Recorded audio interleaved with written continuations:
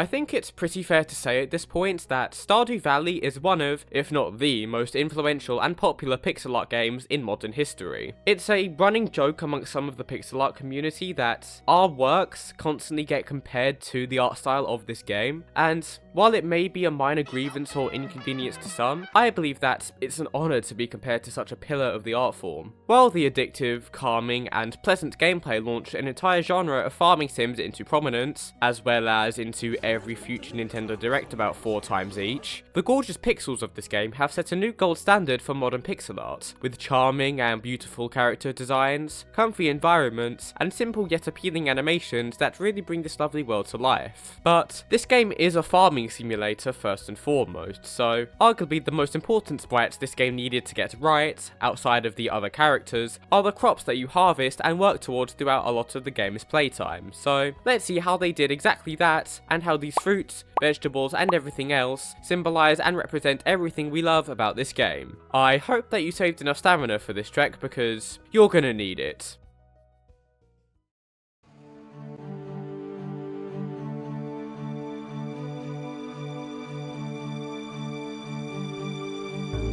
Before we start getting into the grand buffet that awaits us later in this game, I think it would be helpful to give you all some insight into the art of the game as a whole, to introduce you to the overarching creative choices that can be applied to the food when we get there. So, to start off, let's look at what experience this is trying to be, and how it tries to convey that through its art and presentation. Now, it's obvious to anyone starting out that this game is meant to be a very calming and comfortable experience. The whole concept of the game is that your player character has become disillusioned with the constant mind-numbing cycle of the modern world, feeling trapped in their tiny office cubicle with the soulless, almost taunting messages from the corporate higher-ups to smile. The sheer lack of colour in these intro cutscenes make this environment feel suffocating and utterly hopeless, and the very few colours present are faded out like their soul has been sucked out, creating a connection between the pixels and the emotions of the characters at this point. Also, someone straight up dared a couple of cubicles over from you, so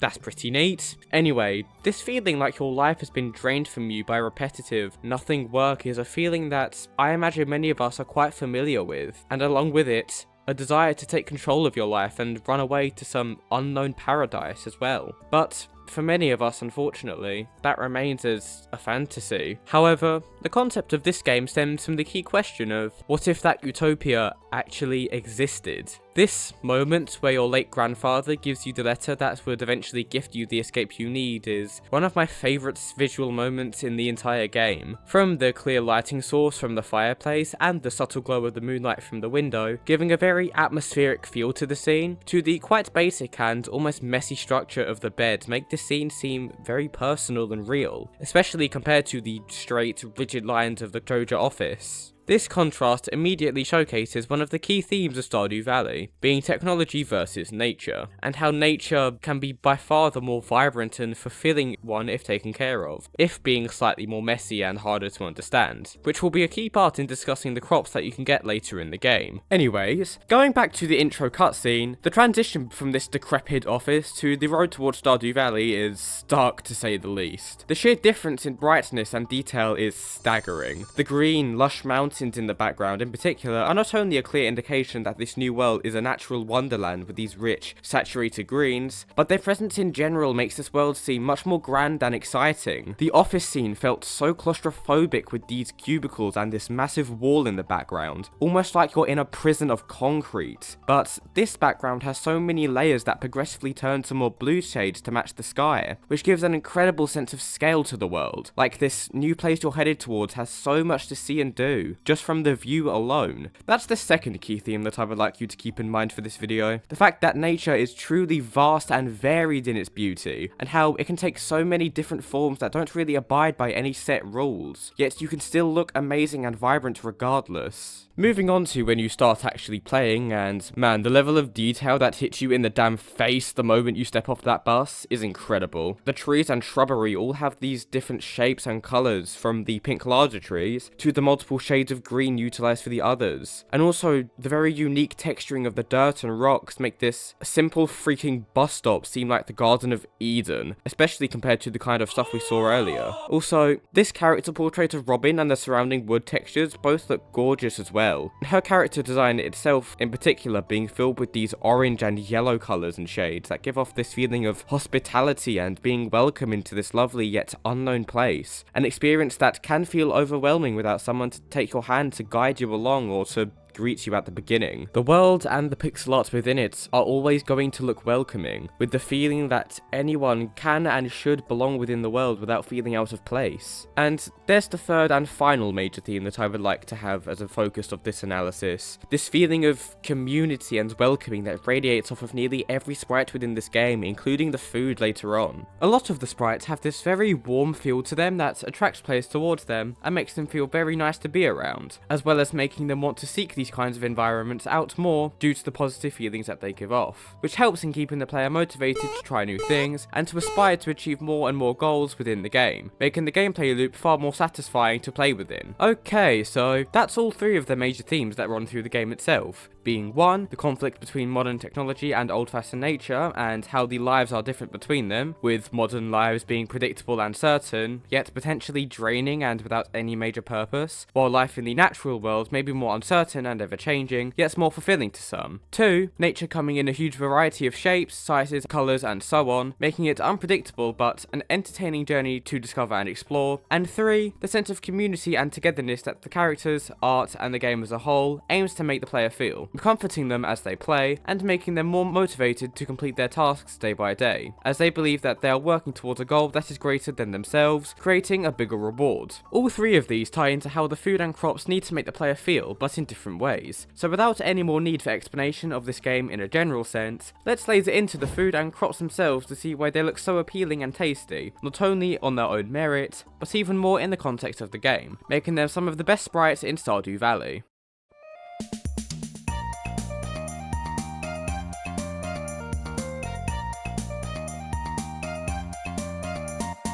The crops and food of Stardew Valley are some of the most ever-present things in the game. It's what you're likely to wake up to every morning and spend the first major chunk of your time and energy tending to. For many people within this game, the size of your farm and how many different kinds of crops you have collected and sold is the main form of progression and sense of achievement that they feel from the game, bolstered by the community centre requiring many of them to fix a decent amount of the runes within it. So because of this, these sprites are super important, as we touched on earlier, as they're one of the key parts of the gameplay and progression for players, as well as being a clear embodiment of all three themes from earlier as well, to varying extents. So, and how do all of these sprites do all of this? Well, to start off, let's look at the spring crops, as they're going to be the introduction to the game, and these crops do a great job at being the first taste of how fun and appealing these sprites are. The parsnip, for example, which is likely to be your first ever crop, uses this slightly yellow colour scheme which, as we discussed earlier with Robin's sprite, looks very calming and welcoming, as well as quite appealing, as these kind of colours are often associated with very happy and desirable emotions and objects. Parsnips in the real world really don't have this glow to them, no shit Sherlock, as they're just a boring beige colour, so this slight shift to more yellow shades make them seem like a slightly magical version of their real life counterpart, amplifying this game's concept as a utopic land full of the wonders of nature. A few other crops also utilise these calming yellow and orange shades, such as the coffee bean and the garlic, but a few more interesting colours get introduced later on in the season with the strawberry, the blue jazz, and a few green crops as well, covering some more standard yet vibrant colours, while still looking very interesting. A small note to add is that all of these crop sprites are actually very small in terms of canvas size. Pretty much all of them can fit onto a 16 by 16 grid, which is extremely small compared to many item sprites across the world of pixel art. Despite this, the sprites are all able to have this charming shine to them with surprisingly vast colour depth, considering their small size, which gives them a very nice texture that once again exaggerates their brightness, making them once again feel like an idealised version of these crops. Now on to the summer crops, and this is really where we start to see those three major themes come into play, mainly the concept of nature coming into such a huge variety of shapes and colours, making it a journey to discover. In these summer crops, we have unique and magical foods like the star fruit, that looks nothing like its real life counterpart, with the shape being taken to a logical extreme and the colour being a bright, proud yellow that simply oozes energy and wonder, really selling how badly players are going to want to collect it, as well as making it look damn nice to eat. Then there's the melon, which has this unique pink coloration that is unlike most kinds of melons people are familiar with, which is another example of the sprites being exaggerated with fictional colours to make them seem more magical, making them more attractive overall. But another thing to point out with this and a couple of other summer crops is that their shapes aren't entirely symmetrical. The easy option for many of these sprites would be to just make them a circle with some leaves at the top and pretty colours, and in all likelihood, many players would like them just the same. But this slight irregularity in their structure gives them a bit more personality and realism, as well as helping to differentiate them a bit more, as if they all did have the same shape, then a few of these would begin to look very samey. These structuring differences further support the theme of nature being unpredictable as well, as the slightly strange structure of the sprite plays into the thought of nature being unpredictable, and not being bound to much logic or rules, yet still being very visually appealing and desirable, giving the sprites far more layers of appeal. One final point to bring up about these sprites in general is that the outlines aren't very apparent, as they just use some of the darker shades of the colours within the sprite itself, instead of having, say, purely black outlines, which makes these sprites seem far more smooth and vibrant, especially when paired with the highly saturated and bright colours that most of these crops use, overall making them feel less like just video game sprites, and more like believable fruits, with some fictional aspects to make them that bit more wonderful and desirable. Now for the last major group of seasonal crops, because winter doesn't have any, which yes makes the background very confusing, but it works better aesthetically, so hush. Anyways, the fall crops have a bigger emphasis on playing with the structure of the sprites, which we saw a glimpse of with the asymmetry of the melon and tomato. But the likes of the amaranth, bok choy, and cranberry take this even further, showing more explicitly the chaotic yet beautiful nature of,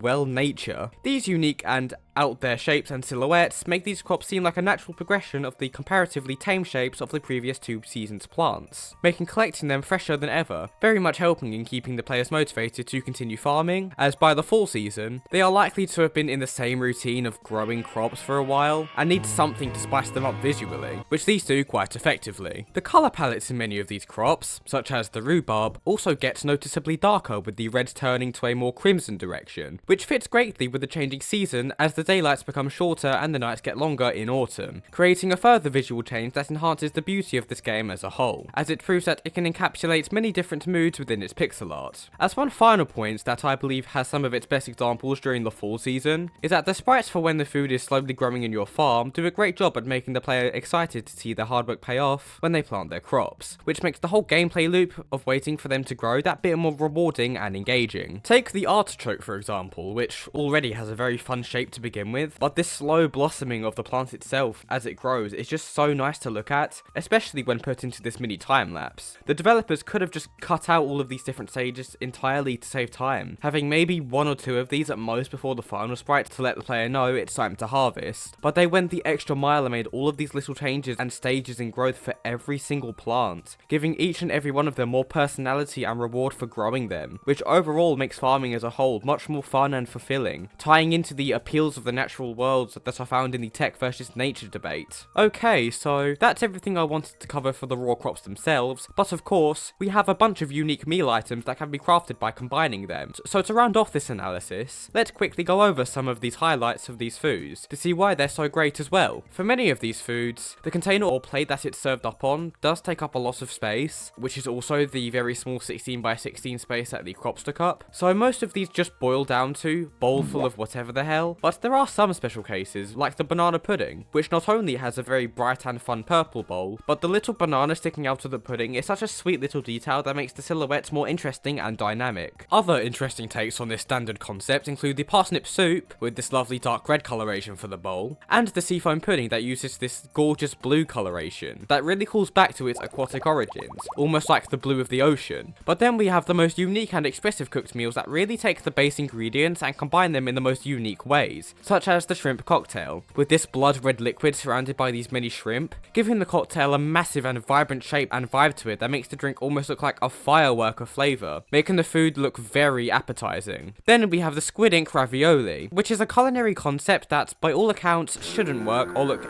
anywhere near as nice as it does in game, but the purple shades complement the slightly green tinted bowl so well, making this unconventional dish look attractive still. So to conclude, this game uses unique sprites limitations and structures, vibrant and gripping colour schemes, and innovative interpretations of beloved foods to make the natural worlds seem so energetic and lovely, giving the millions of people who have experienced it not only an amazing and fun gameplay experience, but also a nice look into how great nature can be when you explore it, and how great the kitchen is.